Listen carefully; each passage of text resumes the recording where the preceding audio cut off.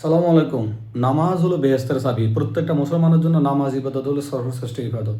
সেই নামাজকে নিয়ে উপহাস দাঁড়িয়ে ফেলায় একটা মানুষ ভোট দিলে বাংলাদেশের 18 কোটি মানুষ নামাজ পড়লে যে সব সে সব পাওয়া যাবে। আমির হামজার মতন একজন লোকের মুখে এই ভাষাটা, আপনারা কি বলেন? এটা কি উচিত? এটা কি ইসলাম বিশুদ্ধ না? দেখেন কথাটা শুনুন। বাংলাদেশে যদি নামাজ কায়েম হয় 18 কোটি মানুষ নামাজ পড়বে, আপনি একটা ভোট দিয়ে 18 কোটি মানুষের নামাজের সওয়াব। আমার মতে আমি ওনাকে মুনাফিক বললাম। আমি আমির হামজাকে মুনাফিক বললাম। উনি কিভাবে মুনাফিক হলেন তার দলিল নিয়ে আমি কথা বলতেছি। ওই সূরা বাকারার 14 নম্বর আয়াতটা শুনেন, কি বলছে আল্লাহ। তারা যখন ইমানদারের সাথে থাকবে তখন তারা ইমানদারের সঙ্গী হবে, আবার যখন তারা শয়তানের সাথে সাক্ষাৎ করবে তখন তারা বলবে আমরা তো তোমাদের সাথে আসি, আমরা মুসলমানদের সাথে উপহাস করেছি। এর প্রমাণস্বরূপ একটা ভিডিও দেখেন।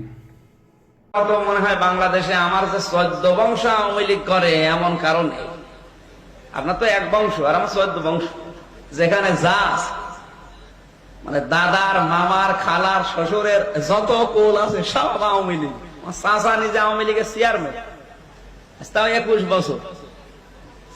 কি বুঝলেন ভাই? যখন আওয়ামী লীগ ছিল উনার 14 গোষ্ঠী, উনার সব গোষ্ঠী পর্যন্ত আওয়ামী লীগ করছে।